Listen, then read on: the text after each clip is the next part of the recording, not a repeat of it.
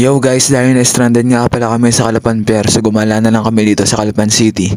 So nagpunta kami dito sa Calapan, Kapitolyo mga guys. So ang laki na ng pinagbago. So ilang taon na tayong hindi nakakapagala dito, kaya naman libutin natin. Let's go guys, tara. Yan, dito tayo sa may Kapitolyo. Jordan! So dahil hindi tayo nakasakay ng barko, magagala-gala tayo dito. So may mga nagsusumba pa dito. Hapit.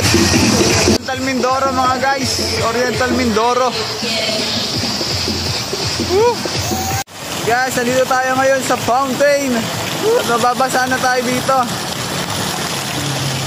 Kita nyo naman, oh. Nandito tayo ngayon sa may Kapitolyo ng Calapan.